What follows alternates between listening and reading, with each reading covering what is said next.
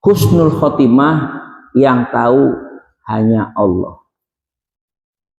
Syarat-syarat husnul khotimah pada saat ajal dalam kondisi taat kepada Allah atau enggak. Dan itu untuk menentukan, mengklaim itu taat atau tidak, ibadah atau bukan, itu hanya dirinya dan Allah. Itu Pak. Jadi mau kecelakaan, mau dipat tidur, mau lagi ngapain, itu husnul khotimah Allah yang tahu. Karena di dalam hadis Rasulullah, ya, bagi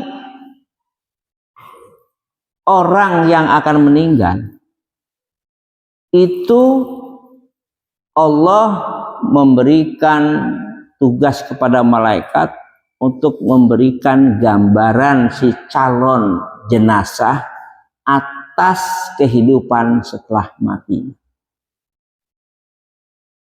Kalau memang dia ahli surga, dia akan diberikan gambaran pada saat sakaratul maut akan kemana, itu diinformasikan apa yang dilihat. Maka nggak sedikit orang kita suka dengar cerita meninggalnya tersenyum, gitu. Itu sudah di luar alam kita. Dan orang kafir, gambaran pada saat sakaratul maut itu adalah digambarkan dengan hal-hal yang akan ditempatkan seperti apa di neraka nanti. Itu ada gambarnya. Jadi maka doa husnul khotimah itu adalah doa yang kita harus baca dan lakukan pada saat kita masih hidup.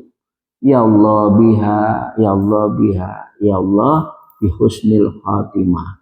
Tapi dengan doa itu kita barengi dengan melatih kebiasaan atas kebenaran dari Allah. Kalau ngomong, umpamanya jangan sampai nyakitin orang.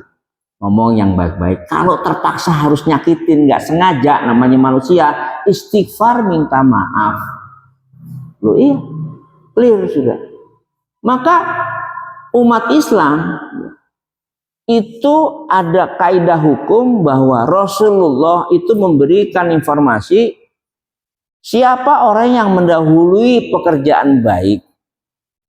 Karena ciri-ciri orang beriman itu apabila bertemu harus memberi salam. Itu ciri-cirinya dalam Al-Quran. Assalamualaikum. Karena dia melaksanakan perintah Allah, maka yang jawab hukumnya wajib. Waalaikumsalam. Dia berjabat tangan, maka pada saat berjabat tangan, maka clear, nggak ada dosa antara dua orang itu. Nah, sekarang permasalahannya mau meninggalnya lewat apapun itu nggak urus. Fa idza jaa ajaluhum wala yastakhiruna sa'ah wala yastaqdimun. Apabila sudah ajal nyampe, maka tidak bisa dimundurin dan dimajukan. Jangan pakai bilang begini, coba kalau nggak naik motor, coba kalau nggak naik pesawat, coba kalau nggak naik kapal laut, nggak meninggal, nggak boleh. Itu udah takdir Allah. Takdir Allah berakhir dengan apapun, meninggalnya seseorang itu nggak urus. Surga tidak ditentukan oleh bagaimana cara kematian orang. Banyak nabi yang matinya terbunuh. Kalau memang samina wa atona dan beriman pada Allah, surga insya Allah. Gitu. Jadi perkara husnul khotimah itu iya atau tidak, kita tidak boleh mengklaim. Maka doa-doa setelah orang meninggal mudah-mudahan husnul khotimah itu nggak tepat, karena itu sudah terjadi. Kita hanya bisa berdoa, Allahumma firlahu warhamhu wa'afihi wa'fu anhu. Ya Allah, ampunilah dia yang meninggal. Kalau ada kesalahan, terimalah pahalanya selama dia beribadah di masa hidupnya, ya Allah. Ampunilah segala kesalahan, wa'fu anhu.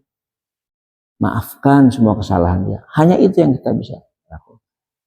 Yang pertama, perkara orang meninggal bunuh diri. Bunuh diri, gantung diri, menyuburkan diri. Rasulullah dalam sebuah hadis menginformasikan bagi hamba Allah yang melakukan bunuh diri. Ya. Kan jelas bunuh diri itu adalah menyakiti, mendolimi dirinya sendiri. Mendolimi orang lain saja haram, apalagi mendolimi diri sendiri. Dolim itu artinya menganiaya. Nah, Kenapa orang bisa bunuh diri? Karena putus asa. Di dalam konsep Islam nggak ada istilah putus asa. Dari situ sudah salah. Jadi orang bunuh diri, cuman caranya aja bunuh diri, tapi dia mati dalam kemaksiatan. Walaupun dia nggak bunuh diri, mati dalam melanggar hukum Allah, sama kemaksiatan yang disebut dengan su'ul khotimah. Gitu. Nah, kalau bunuh diri karena dia mendolimi dirinya sendiri, kata Rasulullah, bagi hamba Allah yang meninggalnya dengan cara membunuh diri, dengan cara menggantung diri, dengan cara menceburkan diri ke tempat yang dalam sehingga dia menjadi mati karena jasadnya rusak, maka dia di akhirat jelas dia adalah mati dalam kekafiran. Kemudian selama di akhirat dia akan melakukan seperti apa yang dilakukan pada saat proses kematiannya.